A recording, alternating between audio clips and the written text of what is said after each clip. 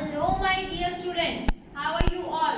Hope सब लोग बढ़िया घर पर, आप लोग घर पर पढ़ाई कर रहे हो। हम लोग आज इलेक्ट्रोकेमिस्ट्री का ही नेक्स्ट टॉपिक, नेक्स्ट वर्जन पढ़ेंगे। हम लोग कहाँ पे एंड किए थे? हम लोग कंडक्टेंस पे एंड किए थे, कैप एम पे। तो कैप एम से ही रिलेटेड हम लोग आगे अब बढ़ेंगे कि मोलर कंडक्टेंस या कंडक्टिविटी किस किस फैक्टर पर डिपेंड करती है, किस किस पर डिपेंड करती है, कैसे डिपेंड करती है, उनके ग्राफ कैसे बनते हैं। तो हम लोग आओ ये वाली सारी चीजें हम लोग स्टार्ट करते हैं। तो स्टार्ट करने से पहले please take out your note copy या पेन, जिसमें आप नोट डाउन करोगे, मार्किंग करोगे और न्यूमेरिकल्स बनाओगे। तो हम लोग सबसे पहले लिखते हैं कि किस किस फैक्टर पर, factors affecting conductivity, molar conductivity. ऐसे 4-5 पॉइंट हो सकते हैं, लेकिन हम लोग डिस्कस डाइल्यूशन वाला फैक्टर करेंगे। ये फैक्टर्स के अंदर हम लोग डिस्कस कर सकते हैं, टेम्परेचर आ सकता है, पोलरिटी आ सकता है, विस्कोसिटी आ सकता है, इंटरआयनिक अट्रैक्शन आ सकता है, लेकिन we are going to discuss dilution only. हम लोग कौन सा फैक्टर डिस्कस करेंगे? Dilution. Very very important factor dilution. कि डाइल्यूशन से मोलर कंडक्टिविटी कैसे चेंज होती है या कंडक्टिविटी कैसे बदलती है। तो आपको सबसे पहले बता दिया जाए डाइल्यूशन क्या होता है। What is dilution? डाइल्यूशन का मतलब है अगर किसी सब्सटेंस में वाटर का अमाउंट ज्यादा हो जाए, अगर किसी सब्सटेंस में वाटर का अमाउंट ज्यादा दे देते हैं तो उसको हम लोग बोलते हैं डाइल्यूशन। मान लो ये एक कंटेनर है, इसमें ये एसिड है, HCl, स्ट्रॉन्ग एसिड है। इसमें मैं अगर पानी का कंटेंट ज्यादा डाल दूं तो मैं बोलूंगी डाइल्यूट एसिड, डाइल्यूट HCl। तो यही बोल रहा है कि हम लोग अगर डाइल्यूशन कर देते हैं, डाइल्यूशन कर देते हैं, डाइल्यूशन अगर हम लोग बढ़ा देते हैं तो वॉल्यूम बढ़ जाएगी,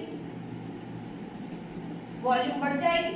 जितना डाइल्यूशन करेंगे वॉल्यूम बढ़ जाएगा, और वॉल्यूम बढ़ने से कंसंट्रेशन या मोलारिटी कम हो जाती है, कंसंट्रेशन कम हो जाती है। क्योंकि वॉल्यूम और कंसंट्रेशन कैसे रिलेटेड है?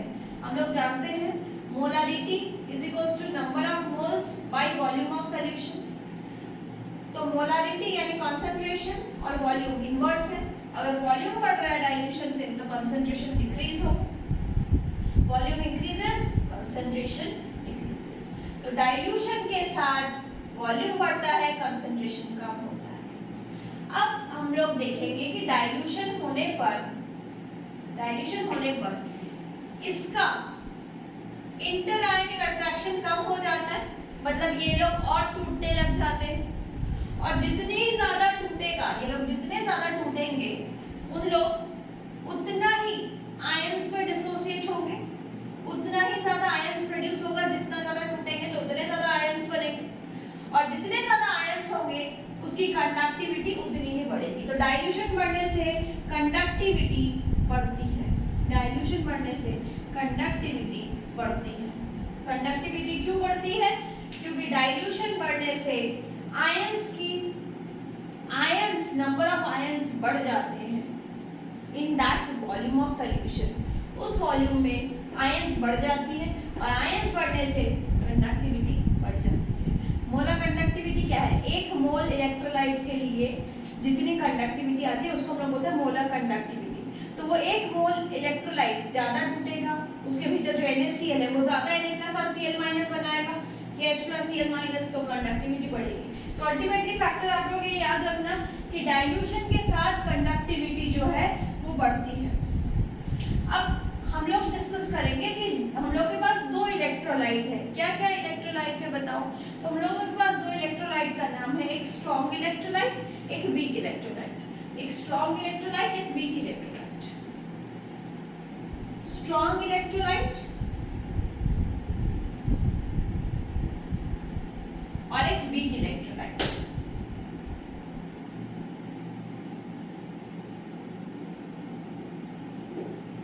स्ट्रॉन्ग इलेक्ट्रोलाइट जिसमें आयंस पूरी तरह से टूट सकते हैं, जिसमें मान लो स्ट्रॉन्ग इलेक्ट्रोलाइट एग्जांपल है HCl।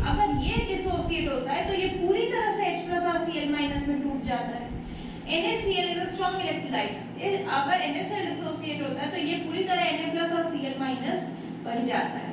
तो बताओ, अगर ये पूरी तरह से टूट रहा है, तो इसके बीच का जो बंधन है H और Cl के बीच में जो एक इलेक्ट्रोस्टैटिक फोर्स था, इन लोगों के बीच में जो फोर्स ऑफ अट्रैक्शन था वो वीक हो रहा है। तो इन लोगों का डाइल्यूशन होने से इन लोगों के बीच का क्या कम हो रहा है? इंटर आयोनिक अट्रैक्शन कम हो रहा है। इंटर आयोनिक अट्रैक्शन का मतलब आयन के बीच में जो अट्रैक्शन होता है उसको हम लोग बोलते हैं इंटर आयोनिक अट्रैक्शन। तो डाइल्यूशन बढ़ाने से, पानी डाल देने से इन दोनों के बीच का जो अट्रैक्शन है वो कम हो रहा है। और अट्रैक्शन कम होते ही आयन ज्यादा प्रोड्यूस होंगे, और आयंस ज्यादा प्रोड्यूस होंगे तो अपनी कंडक्टिविटी ज्यादा होगी। तो इंटरआयनिक अट्रैक्शन कम हो गया।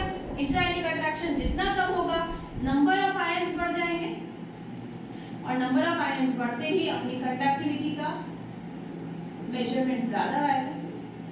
तो स्ट्रॉन्ग इलेक्ट्रोलाइट का आपको ये पॉइंट पढ़ना है कि स्ट्रॉन्ग इलेक्ट्रोलाइट में इंटरआयनिक अट्रैक्शन कम हो जाता है, इनके बीच में जो अट्रैक्शन है वो कम हो जाता है डाइल्यूशन से। ओके, तो नंबर ऑफ आयंस बढ़ जाते हैं उसी वॉल्यूम ऑफ सॉल्यूशन में, और कंडक्टिविटी बढ़ जाती है। लेकिन वीक इलेक्ट्रोलाइट के लिए हम लोगों का स्ट्रॉन्ग इलेक्ट्रोलाइट से थोड़ा सा डिफरेंट रीजन है। क्या डिफरेंट रीजन है? अब बच्चे ये समझो कि वीक इलेक्ट्रोलाइट तो पूरी तरह से टूटता ही नहीं है, चाहे कुछ भी कोशिश कर लो, like acetic acid. Weak electrolyte ये चाहकर भी पूरी तरह से नहीं टूट सकता है। ये चाह करके भी पूरी तरह से it will not dissociate into acetate and H+, पूरी तरह से डिसोसिएट नहीं हो सकता है। अगर ये पूरी तरह से नहीं टूट सकता है तो कुछ हद तक टूट सकता है, कुछ फ्रैक्शंस तक टूट सकता है। तो जितना फ्रैक्शन ये टूटता है, द फ्रैक्शन, जिस फ्रैक्शन से वो टूटता है उसको हम लोग क्या बोलते हैं? याद करो, alpha, DOD, degree of dissociation. जिस डिग्री से ये टूट रहा है, डिग्री ऑफ डिसोसिएशन अल्फा, यानी fraction of the ions which is dissociated divided by the total molecules present. जितना टूट रहा है, अब बताओ डाइल्यूशन से जितना डाइल्यूशन करेंगे पूरा तो नहीं टूटेगा, लेकिन टूटने वाला हद तो ज्यादा होगा। पूरे तो नहीं टूट रहा, लेकिन जितना टूट रहा था डाइल्यूशन उससे ज्यादा टूटेगा, यानी डाइल्यूशन से अल्फा बढ़ेगा, अल्फा यानी DOD बढ़ेगा, डिग्री ऑफ डिसोसिएशन बढ़ेगी, और डिग्री ऑफ डिसोसिएशन अल्फा जैसे ही बढ़ेगी कंसंट्रेशन भी बढ़ेगी। जितना डिग्री ऑफ डिसोसिएशन बढ़ेगा, डिग्री ऑफ डिसोसिएशन यानी डिसोसिएशन होने वाली कैपेसिटी जितनी बढ़ेगी, आयंस उतने ज्यादा होगा, कंसंट्रेशन उतना ज्यादा होगा। तो इसमें क्या फैक्टर आया? इसमें एक इंपॉर्टेंट फैक्टर अल्फा नजर आया कि अल्फा बढ़ता है। लेकिन ये अल्फा फैक्टर इधर नहीं था, क्योंकि इधर तो अल्फा भाई 100% है, इधर तो अल्फा 1 है, 100% डिसोसिएट हो जाता है। लेकिन ये तो 100% नहीं होता, अल्फा लेस देन 100% है, 1 से कम है अल्फा की वैल्यू। तो इसका डाइल्यूशन से अल्फा बढ़ता है तो कंसंट्रेशन बढ़ता है। और स्ट्रॉन्ग इलेक्ट्रोलाइट के केस में चूंकि अल्फा तो डिग्री ऑफ डिसोसिएशन 100% है, ये तो पूरी तरह से टूटता है। तो फर्क क्या पड़ा? इनमें फर्क ये पड़ा कि जितना ज्यादा डाइल्यूशन होगा इसका इंटरआयनिक अट्रैक्शन उतना वीक होता जाता है। इनके बीच का अट्रैक्शन, H और Cl के बीच में अट्रैक्शन कम होता जाता है और डाइल्यूशन। तो अट्रैक्शन कम, आयन ज्यादा, कंडक्टिविटी ज्यादा। तो ये देखो स्ट्रॉन्ग इलेक्ट्रोलाइट, वीक इलेक्ट्रोलाइट, मैंने ये दोनों पॉइंट पे कवर की है कि इसमें से आपको करना है। ठीक है, अब नेक्स्ट हम लोग करेंगे कि कैसे हम लोग मोलर कंडक्टिविटी ग्राफिकल मेथड से हम लोग को दिखाते हैं।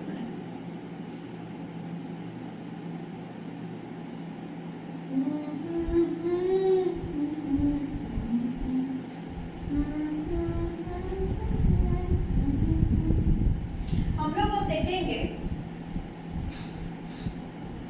नया चीज, एक नए साइंटिस्ट जिनका नाम है डेबाय हकल ऑनसर्जर इक्वेशन। इनके इक्वेशन से ग्राफ या ग्राफ से इक्वेशन हम लोग रिलेट करेंगे। क्या है इनका ग्राफ? इनके अकॉर्डिंग इन ग्राफ इनका इक्वेशन है cap m equals to cap m not minus b root c। Cap m यानी मोलर कंडक्टिविटी, कैप m यानी मोलर कंडक्टिविटी। मोलर कंडक्टिविटी क्या होती है? Conductivity of all the ions, molar conductance या conductivity of all the ions of 1 mole electrolyte, 1 mole electrolyte की।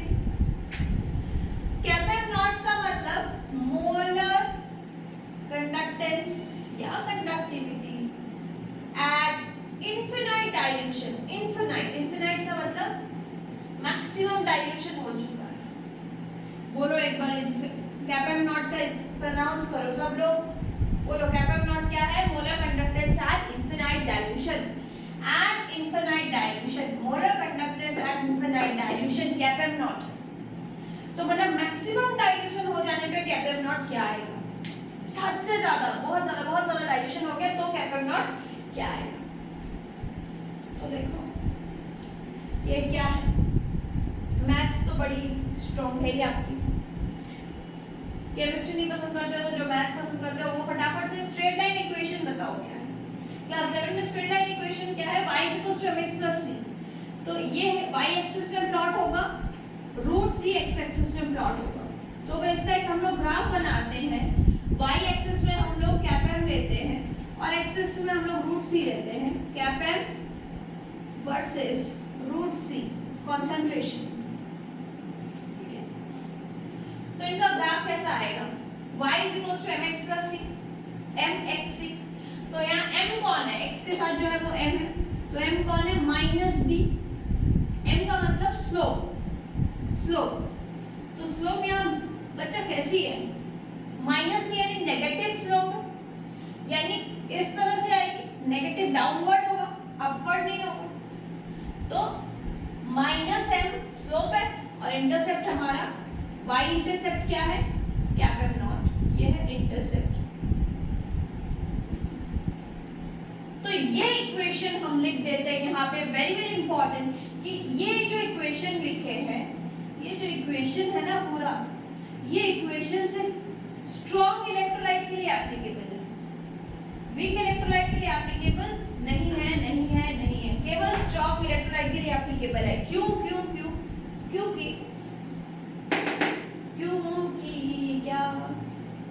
क्योंकि कहाँ पर बढ़ा रहे थे? Cap m versus root c। हाँ, तो अब इसका ग्राफ आता है स्ट्रॉन्ग इलेक्ट्रोलाइट का कुछ ऐसा, शार्प डिक्रीज। तो इसका स्लोप क्या हो गया? डाउनवर्ड ग्राफ है, स्लोप है -b। अब इंटरसेप्ट रूट c, यानी कंसंट्रेशन इधर इंक्रीज हो रहा है, इधर कंसंट्रेशन कम हो रहा है। तो इधर कंसंट्रेशन कम हो रहा है यानी डाइल्यूशन इधर बहुत ज्यादा है, बहुत ज्यादा डाइल्यूशन है। तो बहुत ज्यादा डाइल्यूशन यानी बहुत ज्यादा पानी। तो देखो कैप m बढ़ रहा है ना, कैप m बढ़ रहा है। अब हम इस ग्राफ को अगर पीछे एक्सटेंड करोगे, dot dot dot dot dot dot dot dot dot dot dot dot dot, ये जहां मिलेगा, ये y इंटरसेप्ट जहां आएगी वो कौन सी वैल्यू आएगी? मैक्सिमम डाइल्यूशन वाली वैल्यू आएगी, सबसे ज्यादा जब कंसंट्रेशन कम होगा तो उसको हम लोग बोलेंगे कैप m नॉट। तो from this graph, this is the nature for strong electrolyte KCl, HCl, NaCl, कोई भी स्ट्रॉन्ग इलेक्ट्रोलाइट के लिए ये ग्राफ एप्लीकेबल है, जिसमें हम ग्राफ से ही अगर इस नेचर को हम लोग पीछे एक्सटेंड करें, एक्स्ट्रापोलेट करें, तो इस एक्स्ट्रापोलेशन से हम लोगों को क्या मिल जाएगा? Molar conductivity at infinite dilution. सबसे ज्यादा जब डाइल्यूशन होगा तो उसकी वैल्यू हम लोगों को मिल जाएगी, ग्राफ से ही मिल सकती है। और ये कितने बताया था? देवाई हकल ऑक्सीजन इक्वेशन, इस इक्वेशन से ये प्लॉट हुआ है। y mx + c इसका स्ट्रेट लाइन इक्वेशन है, स्लोप नेगेटिव है। तो इसका आपको ये ग्राफ बढ़िया से याद रखना है, कैसा नेचर है स्ट्रॉन्ग इलेक्ट्रोलाइट का। क्वेश्चन भी आ सकता है, ये ग्राफ का नेचर दे देगा, cap m versus root c, बोलेगा which type of graph it is, strong electrolyte, weak electrolyte. तो हम लोग को स्ट्रॉन्ग इलेक्ट्रोलाइट मेंशन करना पड़ेगा। अब आप लोग बताओ, स्ट्रॉन्ग इलेक्ट्रोलाइट का हो गया, वीक इलेक्ट्रोलाइट का कुछ ग्राफ ऐसा आता है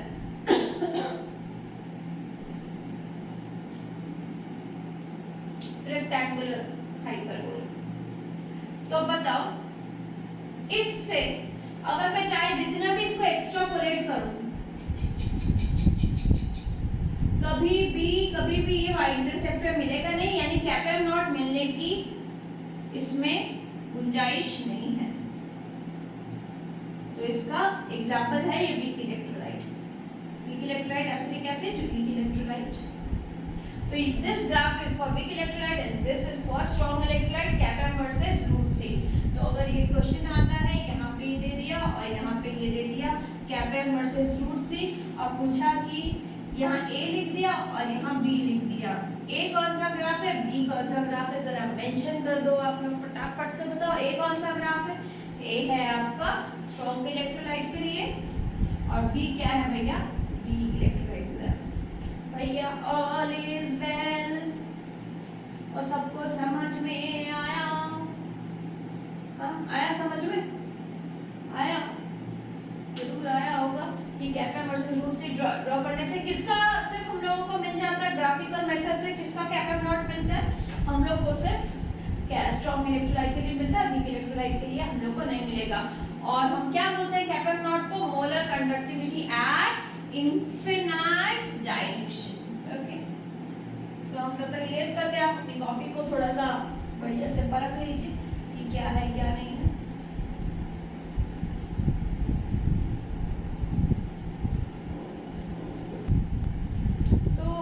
कंप्लीट हो गया अपना ग्राफिकल पार्ट। अब हम लोग चलेंगे एक लॉ के ऊपर जिनका नाम है कोलरश law. कोलरश law, कोलाबेरिटी, why this कोलाबेरिटी। कोलरश law का पूरा हम लोग लिख सकते हैं कोलरश law of independent migration of ions, ये भी बोल सकते हैं। बहुत जगह कोलरश लॉ से भी लिखा हुआ है, बहुत जगह कोलरश लॉ ऑफ इंडिपेंडेंट माइग्रेशन भी किया हुआ है। तो व्हाट इज कोलरश लॉ? तो कोलरश लॉ अब कुछ नया कुछ एक्सप्लेन करने आया है। क्या एक्सप्लेन करने आया है कोलरश जी? क्या बता रहे हैं हम लोगों को? बहुत अच्छे से बात बता रहे हैं। ये बता रहे हैं कि जब सारा molar conductivity at infinite dilution, जब इनफिनाइट डाइल्यूशन हो जाएगा, जब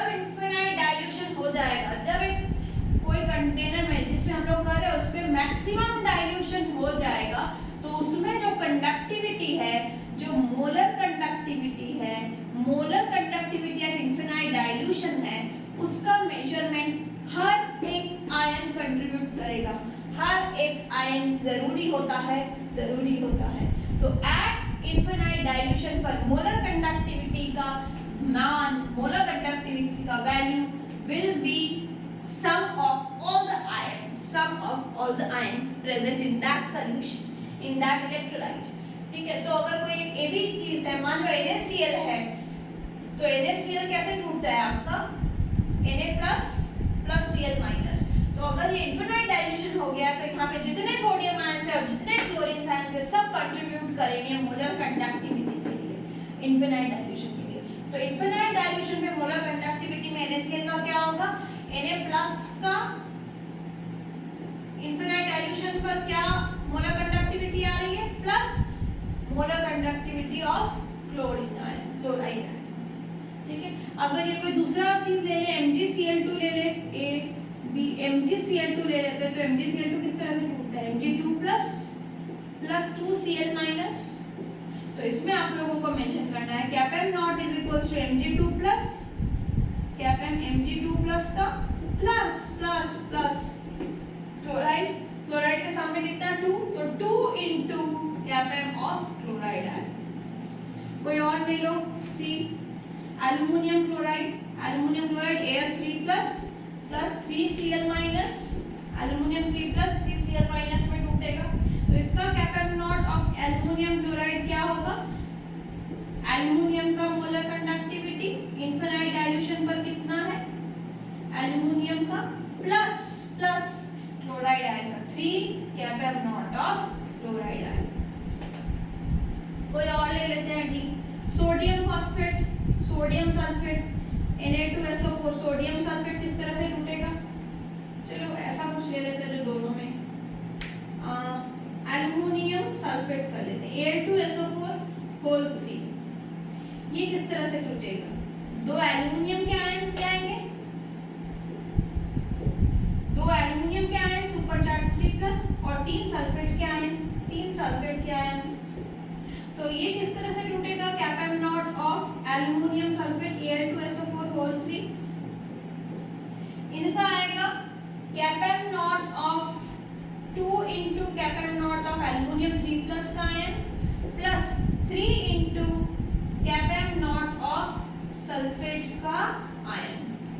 इनको ऐड कर देंगे तो देखिए ये कोल्ड्रिच लॉ बोलता है कि जब मैक्सिमम डाइल्यूशन हो जाता है, हर एक आयंस का कंट्रीब्यूशन रहता है उसमें, हर एक आयंस का उसमें कंट्रीब्यूशन रहता है। कब? इनफिनाइट डाइल्यूशन पर मोलर कंडक्टिविटी की वैल्यू में हर एक आयंस का ऐड करना पड़ता है और सामने स्टोइचियोमेट्रिक कोएफिशिएंट अगर है तो वो लग जाता है।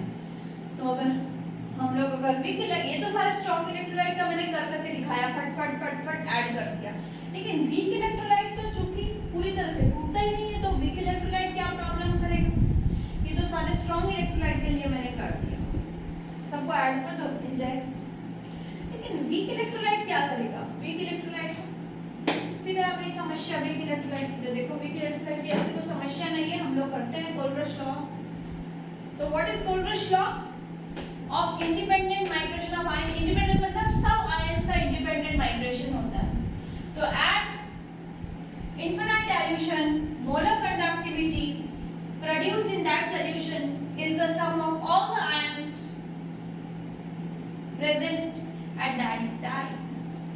ठीक है, तो अब हम लोग देखते हैं वीक इलेक्ट्रोलाइट क्या करते हैं। Weak electrolyte for example acetic acid, इसका हम लोग क्या करें? अब एसिटिक एसिड का तो आप लोग को पता है कि पूरी तरह से नहीं टूटता है, तो अगर हम लोग को एसिड और H+ का चाहे जितना भी ऐड कर दो, इसका मोलर कंडक्टिविटी इनफिनाइट डाइल्यूशन पर तो वैल्यू नहीं मिलेगा, क्योंकि ये तो पूरी तरह से डिसोसिएट होता ही नहीं है। तो वीक इलेक्ट्रोलाइट को एक हेल्प लेनी पड़ेगी, प्लीज एक हेल्प लेनी पड़ेगी, स्ट्रॉन्ग इलेक्ट्रोलाइट की मदद लेगा। ये स्ट्रॉन्ग इलेक्ट्रोलाइट की कुछ वैल्यूज से ये अपनी molar conductivity at infinite dilution पे वैल्यू निकालता है। कैसे निकालता है? नहीं समझ में आई बात तो देखो अभी मैं करती हूँ तो तुम लोग को समझ में आएगी। फर्स्ट टाइम जाने में टाइम लगता है, लेकिन जब आप खुद से पढ़ते हो फिर दोबारा उसको करते हो तो देखना क्लियर हो जाता है वो चीज। तो स्ट्रॉन्ग इलेक्ट्रोलाइट का मैं कुछ एग्जांपल लिखती हूँ। टिक टिक टिक टिक टिक टिक टिक टिक सोडियम एसिटेट स्ट्रॉन्ग इलेक्ट्रोलाइट, इसका इनफिनाइट डाइल्यूशन पे वैल्यू हम लिखते हैं 150 siemens centimetre square mole inverse. Cap M not HCl का लिखते हैं 122 siemens centimetre square mole inverse, और हम लिखते हैं कैप एम नॉट NaCl का लिखते हैं 30 siemens centimetre square mole inverse. Values पलट सकती है मैंने। तो हम लोगों को क्या चाहिए? हम लोगों को एसिटिक एसिड का कैपएम चाहिए। What we need? Cap m not of acetic acid. We require this, correct, we require this. अब how do we get this answer? इसमें क्या क्या आयंस है? एक तो एसिटेट है, एक H+ है। तो आपको इसमें कुछ घबरा कर करके निकालना पड़ेगा, प्लस माइनस इनटू, कि ये दोनों आयंस कहाँ से आएंगे? A, B, C, इन तीनों में से ये दोनों आयंस कहाँ से आएंगे? तो देखो तो बच्चे एसिटेट कहाँ पे है? यहाँ पे एसिटेट है, यहाँ पे एसिटेट है, यहाँ से आपको एसिटेट मिल जाएगा A से, B से हाइड्रोजन मिल जाएगा, और बस मिल गया A और B से। लेकिन A और B को अगर हम ऐड करते हैं, इनको अगर ऐड करते हैं तो दो अनवांटेड आयंस आ जाएंगे जो नहीं चाहिए। सोडियम नहीं चाहिए, क्लोरीन नहीं चाहिए। तो सोडियम और क्लोराइड कहाँ से कटेगा? NaCl को अगर हम माइनस कर देते तो sodium sodium chlorine chlorine cut जाएगा। मतलब 1 और 2 को ऐड करेंगे, -30 इससे कर देंगे। तो 1 और 2 को ऐड कर देते हैं 272, -30 कर देते हैं, बस तुम लोगों का वैल्यू 242 आंसर आ जाएगा। 142 siemens centimetre square mole inverse. तो कैसे किया आपने, जो चीज मांगेगा उसके लिए आपको कुछ गिवन डेटास रहेंगे, उन गिवन डेटास को यूज करके आपको दो वीक इलेक्ट्रोलाइट का आंसर निकालना है। तो चलो मैं आपको एक क्वेश्चन देती हूँ, रुको एक मिनट, कोई बढ़िया क्वेश्चन खोल रहे हैं तो देखो ये सम में calculate the limiting molar conductivity. आपको क्या बोला है, लिमिटिंग मोलर कंडक्टिविटी, यानी कैप एम नॉट पूछा है किसका, अमोनियम हाइड्रोक्साइड का। तो आपको पूछा है NH4OH का कैप एम नॉट पूछा है, at infinite dilution limiting molar conductivity पूछा है। तो इसमें क्या क्या आयन्स है, इसमें आपको चाहिए अमोनियम आयन चाहिए और हाइड्रोक्साइड आयन चाहिए। तो अमोनियम आयन और हाइड्रोक्साइड आपको A, B, C given values है, इनको यूज करके आपको यूज करना है। तो अमोनियम कहाँ से आएगा, देखो तीनों में से अमोनियम यहाँ से दिख रहा है, OH माइनस कहाँ से आएगा, यहाँ से दिख रहा है। तो इन दोनों को तो आपको ऐड करना है डेफिनेटली, ये दोनों चाहिए तो A, B और C ऐड करना है। और अनवांटेड क्या है, Na और Cl, तो माइनस कर देंगे। तो हम लोगों का अगर कैप एम नॉट NaCl टूटता है तो Na प्लस Cl माइनस बनेगा। अगर NaOH टूटता है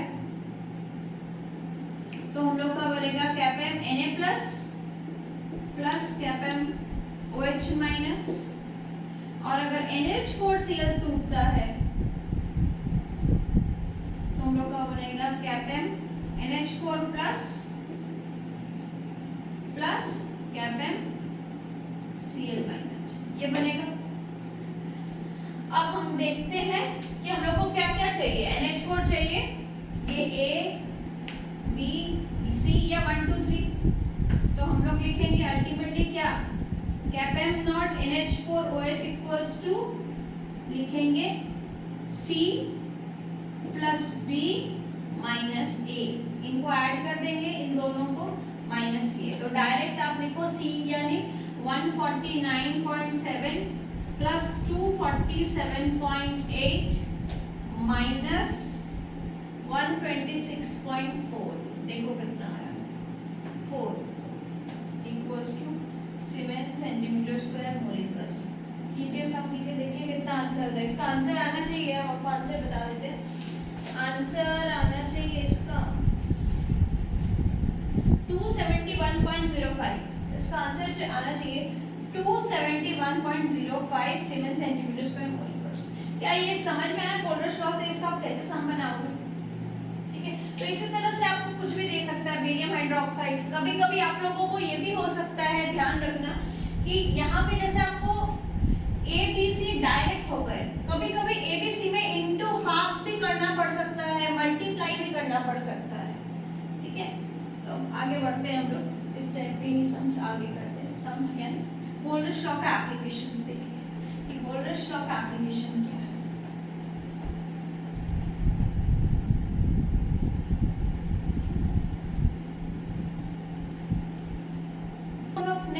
अब हम लोग नेक्स्ट करते हैं एप्लीकेशन ऑफ पोलर लॉ। ये जो एप्लीकेशन ऑफ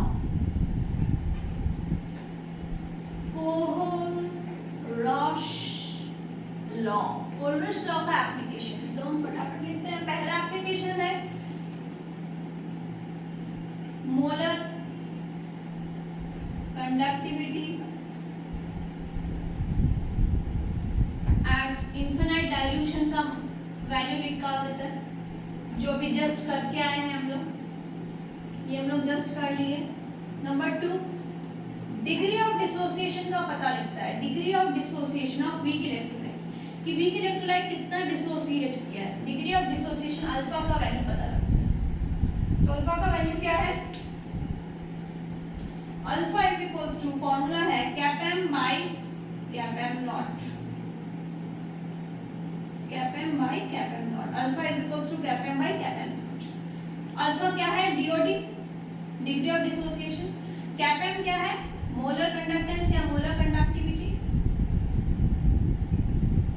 और कैप एम नॉट क्या है, molar conductivity at infinite dilution या limiting molar conductivity, infinite dilution, okay. और तीसरी चीज जो इंपॉर्टेंट पता लगता है, that is dissociation constant. Dissociation constant equilibrium chapter class 11 याद कर लो। Dissociation constant K of weak electrolyte, याद है ना? एक इलेक्ट्रोलाइट अपने तोड़ते थे, कुछ मैक्स इनिशियली उसका कंसंट्रेशन C हुआ करता था, ठीक है, बाद में अल्फा वैल्यू टूटता था। तो Ka का फॉर्मूला क्या है? Degree of dissociation, dissociation constant किस तरह से आप फाइंड आउट करोगे? Ka is equals to C alpha square by 1 minus alpha. Alpha क्या है? Degree of dissociation. अल्फा की जगह हम पुट कर सकते हैं Ka is equals to C cap m by cap m not का whole square divided by 1 minus cap m by cap m not का कुछ भी नहीं, ठीक है, C alpha square by 1 minus alpha. तो ये आप लिख सकते हैं, जिसमें Ka डिसोसिएशन कांस्टेंट है, Ka डिसोसिएशन कांस्टेंट है, C क्या है? C लिख देते हैं, C is concentration, C is concentration, ये कॉन्सेंट्रेशन है, ठीक है। अल्फा क्या है? अल्फा है DOD, और ये तो लिमिटिंग मोलर कंडक्टिविटी है, लिमिटिंग मोलर कंडक्टिविटी है इनफिनाइट डाइल्यूशन, या मोलर कंडक्टिविटी है इनफिनाइट डाइल्यूशन। अब फोर्थ लास्ट वन, सॉल्युबिलिटी का पता लग सकता है। सॉल्युबिलिटी या KSP सॉल्युबिलिटी प्रोडक्ट, पूरा ही लिख देते हैं, सॉल्युबिलिटी प्रोडक्ट का भी वैल्यू पता लग सकता है। किससे? सॉल्युबिलिटी प्रोडक्ट KSP फॉर किसका सॉल्युबिलिटी और सॉल्युबिलिटी प्रोडक्ट निकालते हैं? याद करो, इक्विलिब्रियम टू आयनिक इक्विलिब्रियम में किए थे। For sparingly soluble salt, sparingly soluble salt. अब ये स्पेरिंगली सॉल्युबल सॉल्ट का मतलब होता है जो हल्का फुल्का डिसॉल्व करता है। स्पेरिंगली सॉल्युबल सॉल्ट का मतलब जो हल्का फुल्का घुलता है, जो हल्का हल्का घुलता है, डिसॉल्व लेस, जो डिसॉल्व कम होता है। अब KSP कैसे निकालेंगे इसका मान? सॉल्युबिलिटी के बराबर की वैल्यू होती है।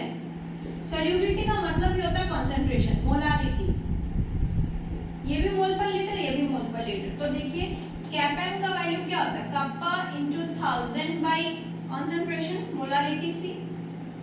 मोलारिटी की जगह सॉल्युबिलिटी पुट कर दीजिए, और cap m equals to kappa into 1000 by molarity की जगह क्या पुट करेंगे? सॉल्युबिलिटी। और सॉल्युबिलिटी का मान क्या होगा? Solubility is equals to kappa into 1000 by cap m, solubility आ जाएगा। तो ये 4 एप्लीकेशन कोलब्रुश लॉ के लिख लीजिए, इनसे सम बहुत इंपॉर्टेंट, इनसे आते हैं डिसोसिएशन, ये तो बोर्ड में बहुत इंपॉर्टेंट है। अल्फा K की वैल्यू वेरी वेरी इंपॉर्टेंट, तो राइट डाउन। इससे आपका सॉल्युबिलिटी कांस्टेंट से जेई और नीट में क्वेश्चंस आते हैं, फटाफट से लिख लीजिए। अब लास्ट हम लोगों के पास इलेक्ट्रोलाइसिस और फैराडेज लॉ बाकी है, फिर फाइनली न्यूमेरिकल सारे इलेक्ट्रोकेमिस्ट्री का सॉल्व करेंगे। तो आज की क्लास हम यहीं पे ओवर करते हैं, जहाँ पे एप्लीकेशंस पे खत्म हो गया, कोलब्रुश लॉ वाला टॉपिक कंप्लीट हो गया। तो आप लोग इसको, अगर ये आपकी क्लास समझ में आई तो इसको आप जल्दी से लाइक कर दो, लाइक करने में देरी मत करो यार, लाइक कर दो, शेयर कर दो अपने फ्रेंड के साथ, जितने भी अपने आपके फ्रेंड्स हैं, व्हाट्सएप ग्रुप है, उसमें ये वीडियो शेयर करो। मेरे चैनल को सब्सक्राइब करो अगर फर्स्ट टाइम आ रहे हैं। आई बटन में आपका एक रिलेटेड सजेस्टेड वीडियो आता है, उस आई बटन में क्लिक करोगे तो आपकी ही रिलेटेड कोई वीडियो में आप पहुंचोगे वहां पे जाके। और thank you for watching this.